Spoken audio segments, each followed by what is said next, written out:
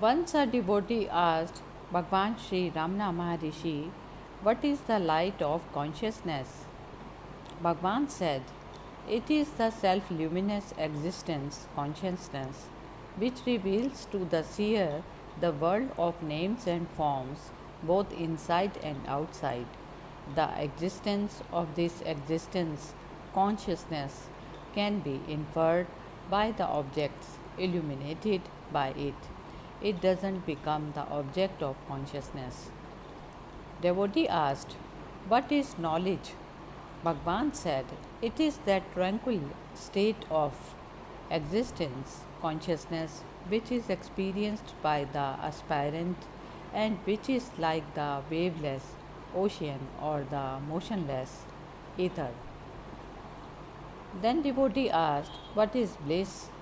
Bhagwan said, "It is the experience of joy or peace in the state of Vijnana, free of all activities and similar to deep sleep.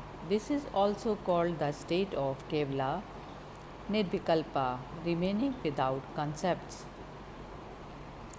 Devotee asked, "What is the state beyond bliss?" Bhagwan said, "It is the state of unceasing peace of mind, which is found in the state of absolute quiescence, Jagrit, Sushupti, lit sleep with awareness, which resembles inactive deep sleep. In this state, in spite of the activity of the body and the senses, there is no external awareness, as in the case of a child immersed in sleep who is not conscious of the food given to him by his mother. A yogi who is in this state is inactive even while engaged in activity. This is also called Sahaja Nirvikalpa Samadhi, natural state of absorption in oneself without concepts. Devotee asked, "What is the authority for saying that the entire moving and unmoving worlds depend upon oneself?" Bhagwan said, "The self means the embodied being. It is only after the energy which was latent in the state of deep sleep emerges with the idea of I that all objects are experienced. The self is present in all perceptions as the perceiver. There are no objects to be seen when the I is absent. For all these reasons, it may undoubtedly be said that everything comes out of the self and goes back to the self."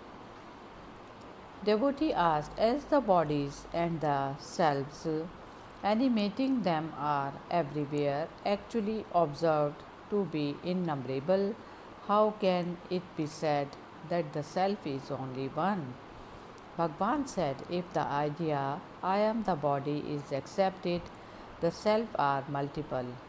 The state in which this idea vanishes is the self, since in that state there are no other objects. It is for this reason that the self is regarded as only one." Devotee asked, "What is the authority for saying that Brahman can be apprehended by the mind and at the same time that it cannot be apprehended by the mind?" Bhagwan said, "It cannot be apprehended by the impure mind but can be apprehended by the pure mind."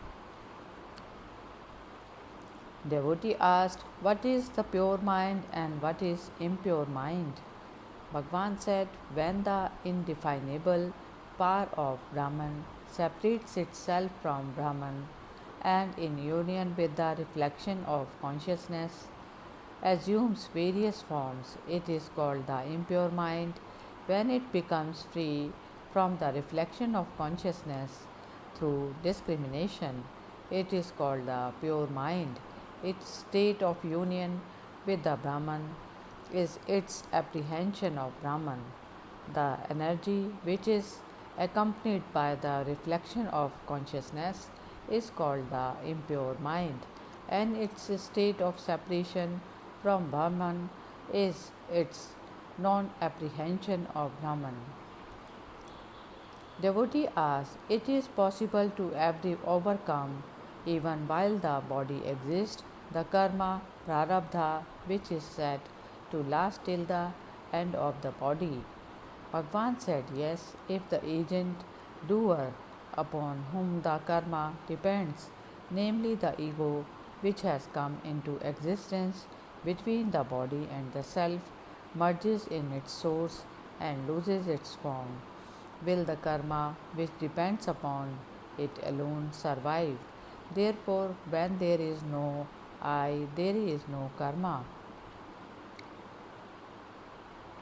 Devotee asked, as the self is existence and consciousness, what is the reason for describing it as different from the existence and the non existent, the sentient and the insentient?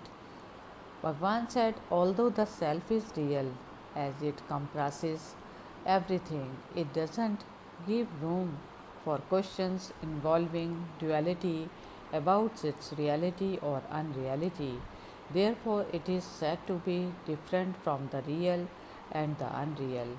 Similarly, even though it is consciousness, since there is nothing for it to know or to make itself known to, it is said to be different from the sentient and the insentient. Hari Om Tat Sat.